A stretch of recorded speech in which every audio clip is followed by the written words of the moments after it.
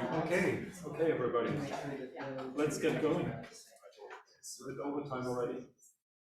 And Brad will not be happy if it doesn't get his 7 minutes to talk. I'm very happy to present to you Brad Richardson. I got it from his website, so I hope I'm getting all of that right. He has a variety of experience qualifications related to scientific engineering software development. Lately, he's mostly working in Fortran, as far as I understand. He's part of the Fortran standardization committee. For me, it's interesting to see that Fortran is alive and kicking. Declared that for many years. And we talked yesterday where we said, okay, C++ is now at the point that we can join the club because everybody tells us for years that we're dead. Brad, please. Looking forward to your talk. Thank you. Thank you for the introduction. And yes, the rumors of Fortran's demise have been widely exaggerated. So I'm going to talk about a framework for extensible asynchronous task scheduling, FEATS, in Fortran. My co-authors across the bottom here, Brad and so I'm Brad Richardson. Damien Roussan is the founder of Archaeologic. Harris Snyder has been working with us. He's an outside consultant. And then Robert Singletary is at NASA.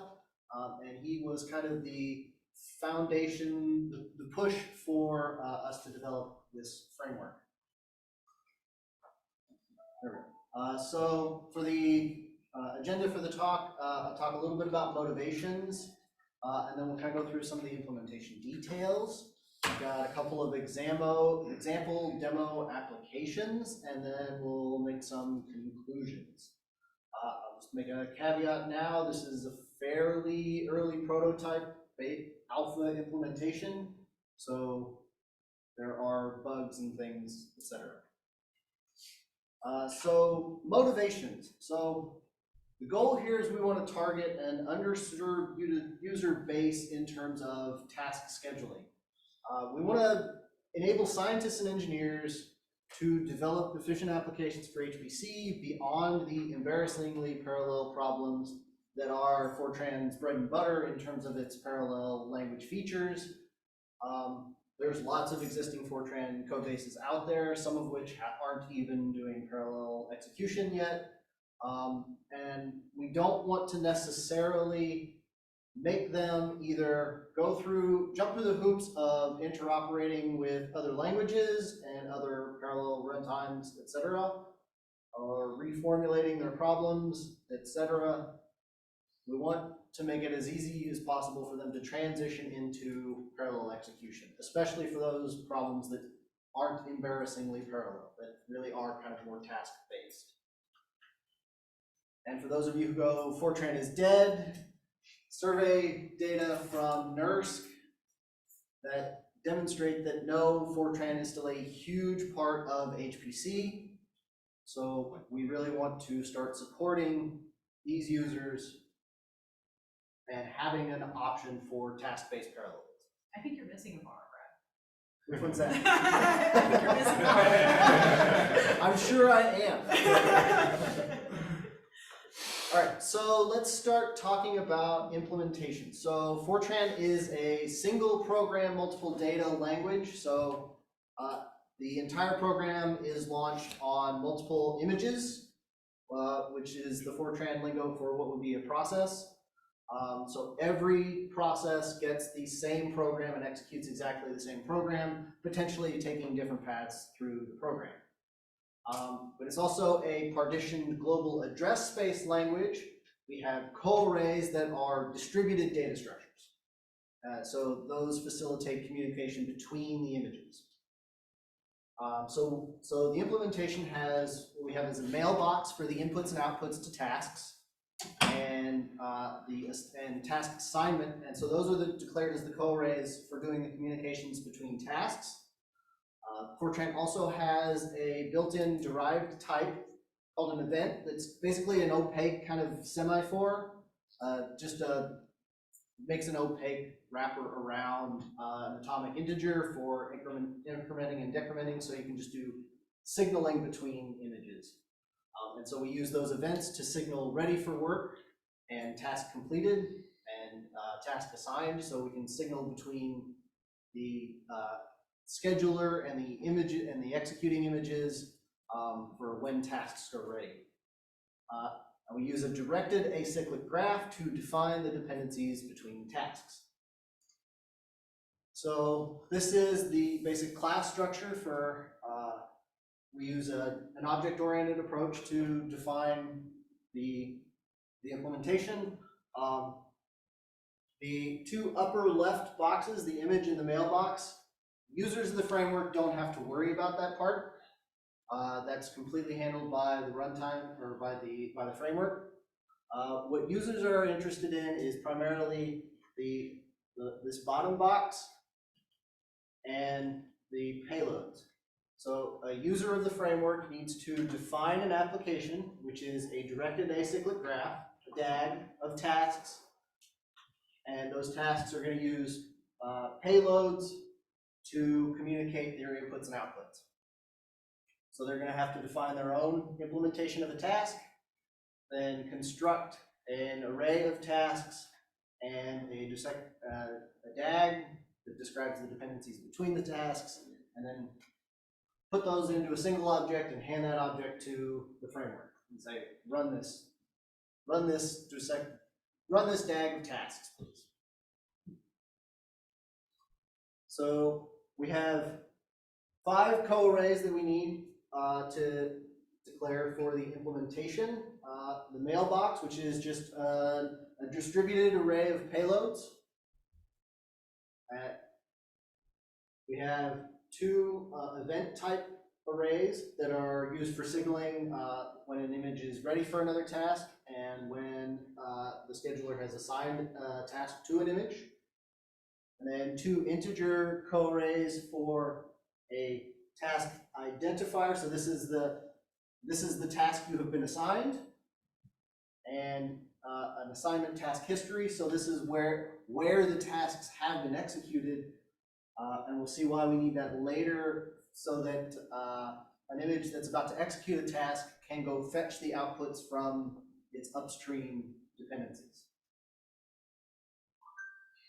And for those unaware of Fortran, the square brackets indicates co-array. So this is the dimension, this is the distributed dimension, and you can have array co-arrays.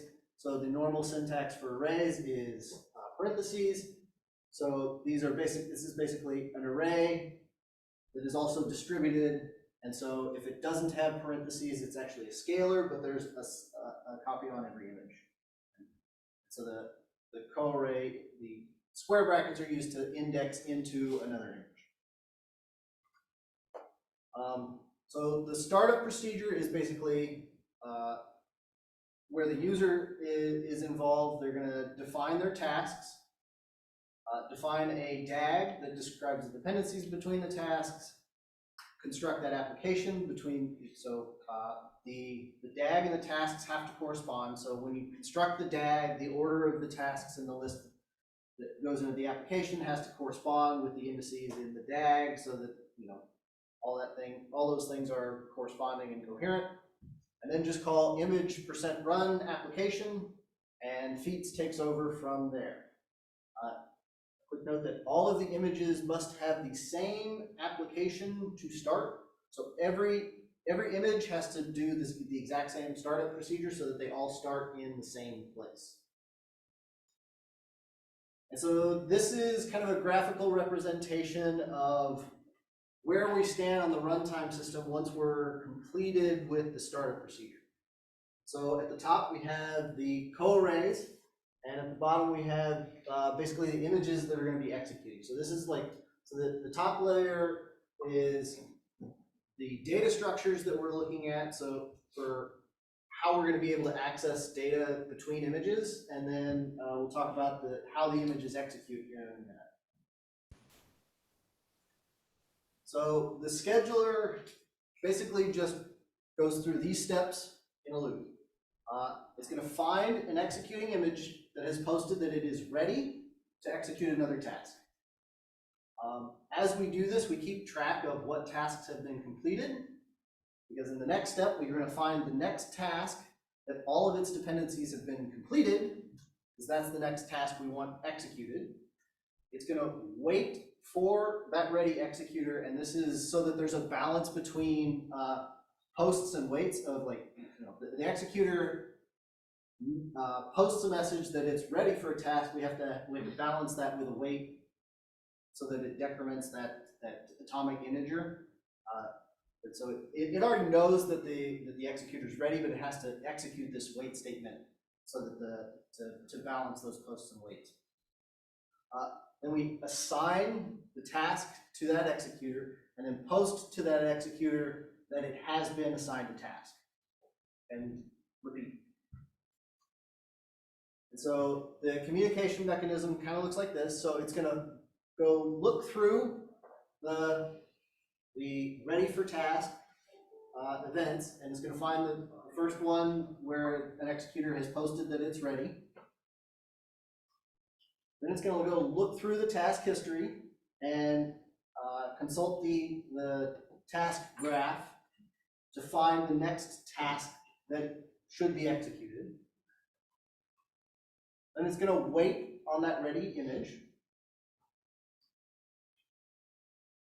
assign the task ID that it found, and keep track of that it is assigning that task ID to the image that's going to have executed.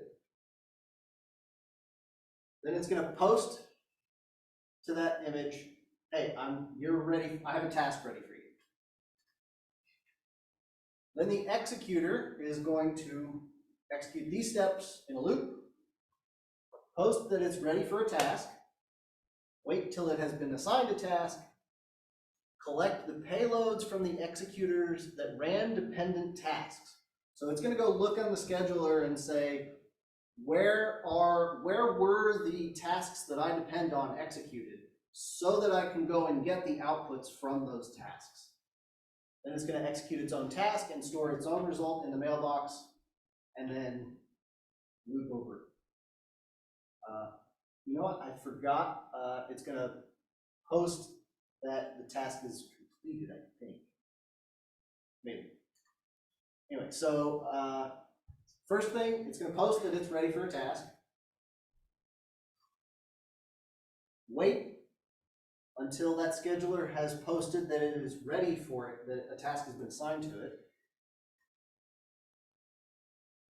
It's going to look at the task ID that's been assigned, which is an arrow I forgot. Look on the scheduler image and look at the task graph to find out what tasks does this one depend on. Figure out where those tasks were executed, go grab their outputs from the images that executed them, execute that task, and put its output. It's going to grab the task from the list, execute it, and put its output in the mailbox corresponding to the task. So let's talk a little bit about the advantages of implementing something like this in Fortran. The co-arrays and events are a perfect match for the communications between the images and the scheduler. Co-array to communicate the task inputs and outputs, events to signal task start and completion. This was almost a trivial exercise because of the features of the language. Teams is a feature of the language that we haven't talked about, but it is possible to partition all of the executing images into teams, and you could partition the task graph as well, and potentially have multiple schedulers working on independent portions of the task graph with separate teams of executors to potentially scale. It's likely that the scheduler is going to be a bottleneck and for large task graphs with relatively short duration tasks. And so for use cases where you're going to have that situation, it might be desirable to use teams and partitioning to kind of scale the implementation. Polymorphism. Fortran has polymorphism, so we can have different kinds of tasks that capture different input, different kinds of input data at startup, especially, so that this is just a natural fit for how you might want to define your tasks as well. And then Fortran's history. There are likely lots of applications that could be adapted relatively easily to using this framework as opposed to some other task scheduling framework that might have been implemented in other languages. So we expect there is a market for a need for this kind of framework. Fortran does have some disadvantages. At the moment, you can't transfer polymorphic objects.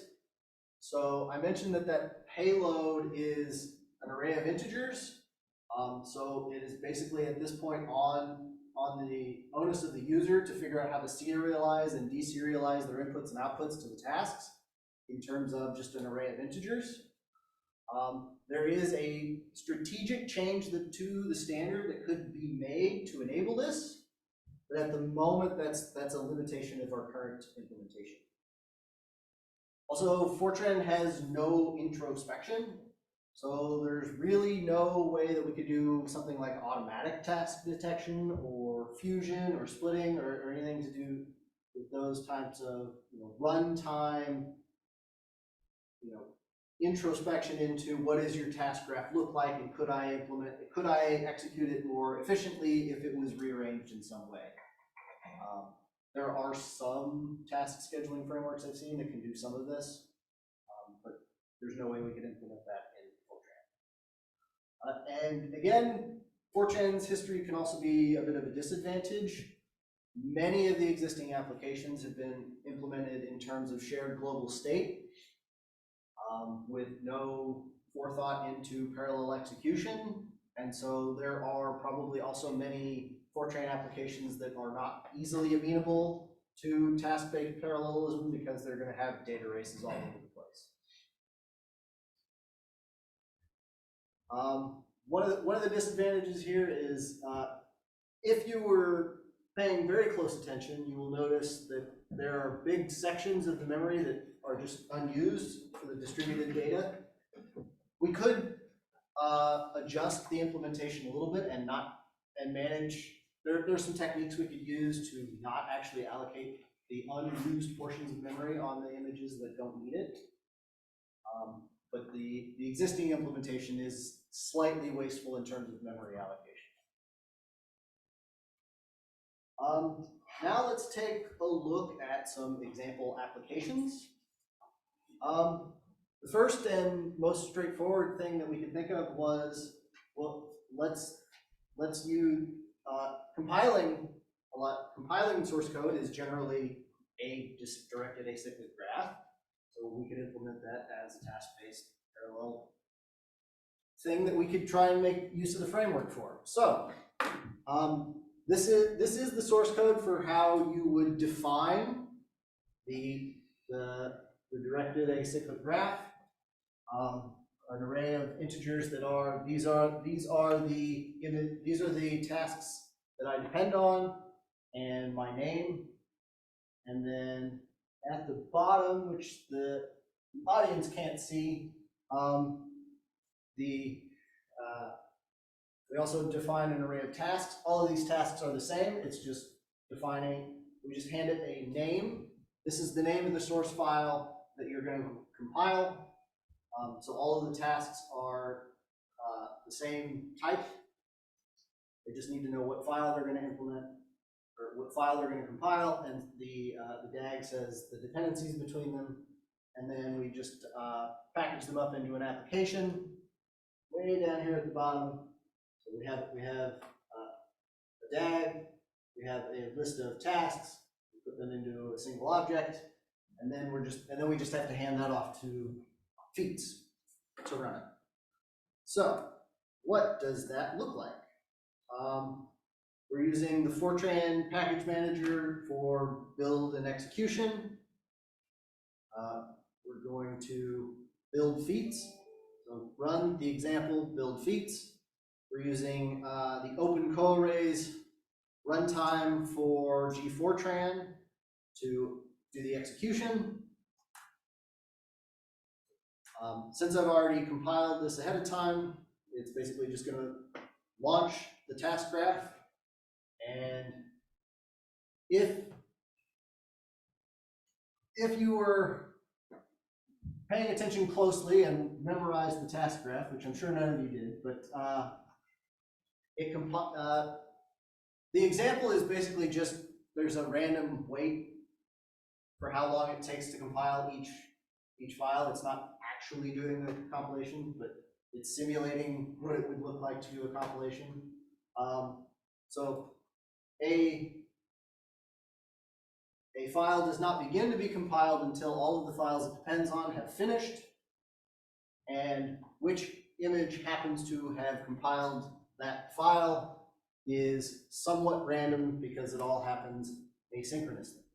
So if I run it again, you can see different image numbers will pick up different files. They will start and finish in a somewhat random order aside from respecting dependencies.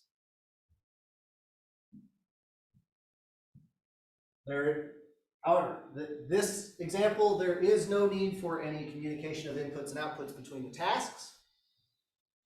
So it's just a matter of doing the execution, so we haven't demonstrated that we can communicate the inputs and outputs between the tasks.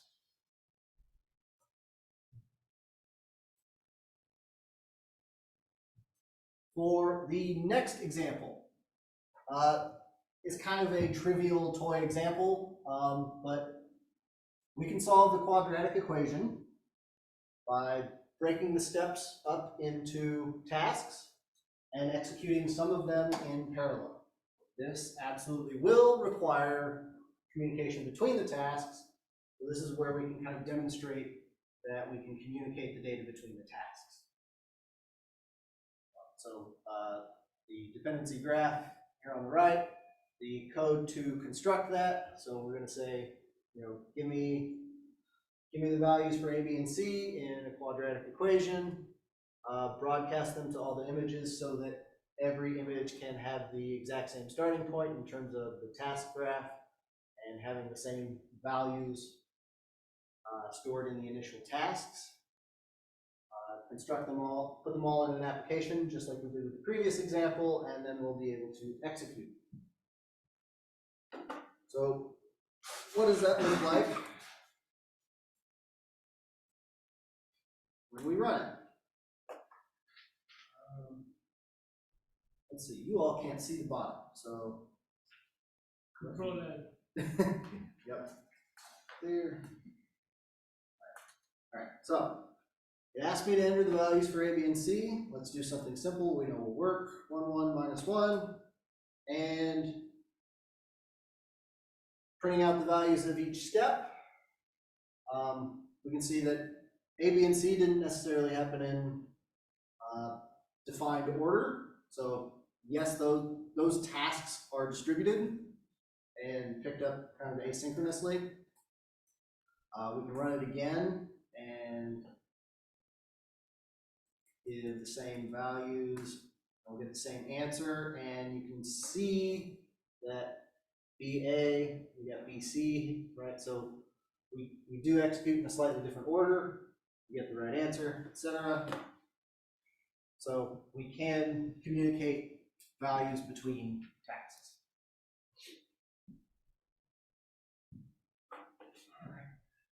And conclusion. So conclusion.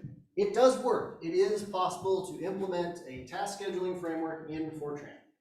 There are some limitations. Currently, in order to get a large portion of the limitations are one subtle limitation in the language and compiler bugs. In order to be able to execute the demos there, we have to define static sizes for the payloads.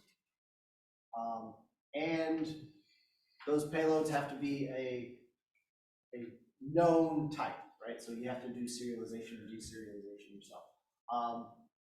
All of those limitations can be mitigated.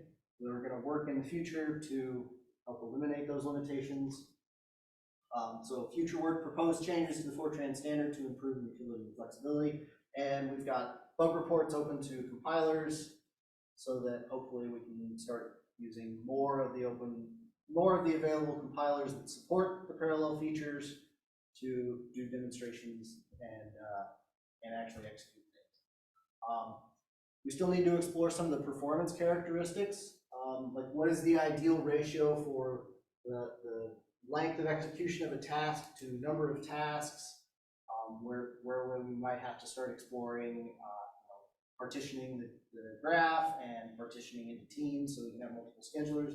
So that's future work. And then we need to find beta testers and target applications. We initially developed this for a target application. Unfortunately, funding ran out before we could actually try implementing and using the framework in that application. But, so we're looking for potential users. And now I can take questions, and there's the URL for the GitHub repository. It's all open source, so you can go take a look for yourself. Thank you, Brad. Thank you. Thank you. Any questions? Yes. Yeah. Is that, is this implemented on top of CUDA Fortran, or is a different story? Because you mentioned the CUDA Rise, is this connected with the CUDA Fortran PGAS idea? Yeah, it's all implemented in pure Fortran. Okay. Okay. And what about GPUs? So there's lots of exploration that can be done there. I surmise it would be possible to map images to GPUs, but there has really been very little exploration in that area as of yet. Okay.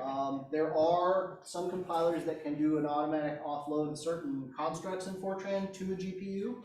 So that would be kind of internal to a task. So if you had something like that inside of a task, it could map that to a GPU and bring it back. And one last question. What are the target Fortran compilers? So right now we can execute with Gfortran and OpenCoArrays. The other compilers that support the parallel features are Cray, Intel, and NAG, numeric algorithm. Oh, yeah. More questions, please. I have a bit of a rhetorical question. If you were to go back to your slide about Fortran not being there, Disadvantages or advantages? I mean, no, the chart, the bar chart. Oh, usage chart from there. Oh, yeah.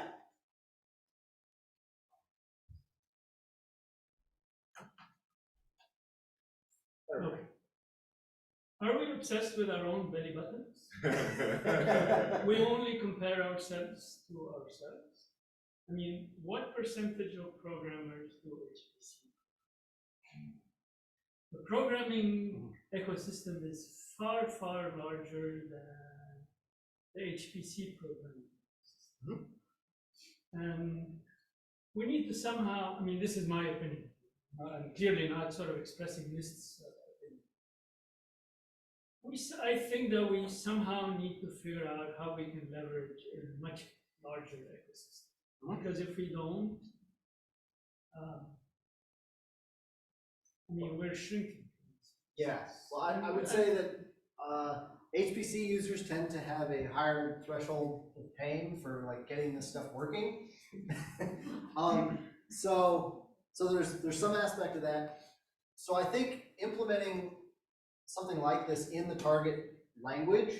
Oh, it's absolutely fantastic. So that users don't have to worry about fantastic. all of the extra pain of like integrating all this stuff. This actually is amenable to use for applications that aren't doing HPC.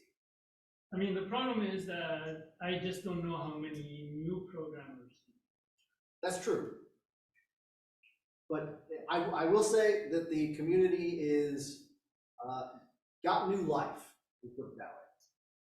So, I mean, I don't want to take. If I may, Yeah. get in between you, we can take that. We We'll have take that time. discussion We have offline, time. I think. Let's have one more question. I think there was one more. Jacqueline? Yeah. So it is this from a shared memory? I believe on shared memory. Right? You want to distribute memory?